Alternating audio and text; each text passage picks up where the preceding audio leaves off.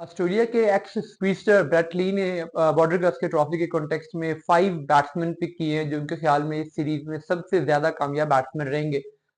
इन 5 बैट्समैनों में 3 Australian batsman हैं और 2 इंडियन प्लेयर्स हैं। तो जाहिर है इतना तो उन्होंने मार्जिन देना था कि 5 में से अगर ऑड इवन पिक होगा तो फिर वो ऑड प्लेयर्स अपने लिए ही लेंगे।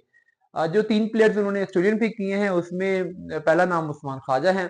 उस्मान ख्वाजा वैसे भी इंडिया के खिलाफ हमेशा उनका ट्रैक रिकॉर्ड अच्छा रहा है और शायद इसी वजह से उन्होंने उनको पिक किया है। क्योंकि जब भी ऑस्ट्रेलिया इंडिया की कोई भी सीरीज हुई है तो उस्मान ख्वाजा उसमें अक्सर बहुत कामयाब रहे हैं और बड़ी अच्छी उन्होंने मैच विनिंग इनिंग्स खेली है। आल्दो के ऑस्ट्रेलिया में होने वाले मैचेस में उस्मान ख्वाजा उस तरीके से कामयाब नहीं रहे जैसे वो इंडिया में होने वाले मैचेस में रहे हैं।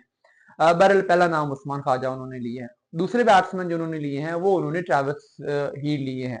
ट्रेविस हीड का ये है कि वो इंडिया के खिलाफ उन्होंने जैसे वनडे वर्ल्ड कप के फाइनल में 100 स्कोर की थी तो एक कॉन्फिडेंस लेवल तो उनका है इंडिया के अगेंस्ट परफॉर्म करने का और ये चीजें बहुत मैटर करती हैं जब आप बड़े मैचेस में स्कोर करते हैं। लेकिन अभी कुछ अरसे से वो कंपैरेटिव क्रिकेट से दूर हैं और इंटरनेशनल क्रिकेट वो खेल नहीं रहे थे। अभी जो पाकिस्तान के खिलाफ सीरीज थी वो भी उन्होंने नहीं खेली थी।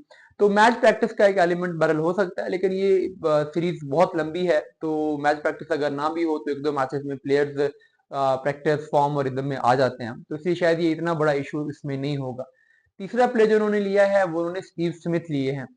स्टीव स्मिथ वैसे तो आजकल उनकी एक कंट्रोवर्सी भी चलती रही है क्रिकेट ऑस्ट्रेलिया के साथ। वो चाह रहे थे कि वो नंबर 4 पे खेलें, क्रिकेट ऑस्ट्रेलिया उनको ओपनर खिलाना चाह रहा था।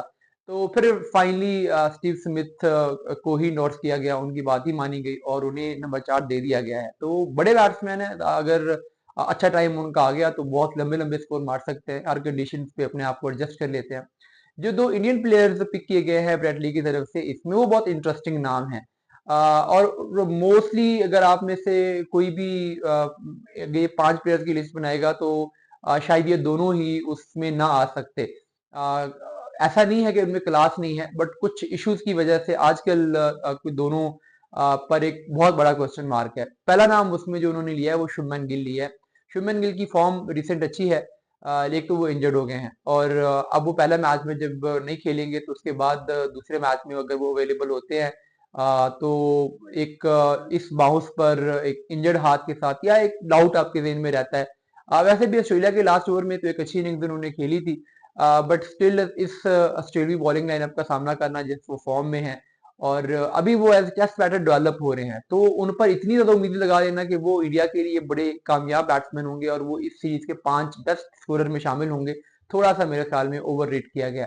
दूसरा नाम जो इसमें है वो विराट कोहली का है। विराट का भी मामला ये नहीं है कि वो कोई बड़े प्लेयर नहीं है, बहुत बड़े प्लेयर है, ऑस्ट्रेलिया में रिकॉर्ड भी उनका आउटस्टैंडिंग रहा है, इसमें कोई शक नहीं है। बट अगेन वही बात है कि पिछले कुछ अरसे में जो उनकी परफॉर्मेंस रही है 3-4 साल से टेस्ट क्रिकेट में स्ट्रगल कर रहे हैं और 1-1.5 साल से हर फॉर्मेट में स्ट्रगल कर रहे हैं, आउट ऑफ फॉर्म चल रहे हैं। तो फिर एक प्लेयर जो ऑलरेडी आउट ऑफ फॉर्म चल रहा है, स्ट्रगल कर रहा है, वो ऑस्ट्रेलिया की टफ कंडीशंस में आके परफॉर्म करेगा कि नहीं करेगा।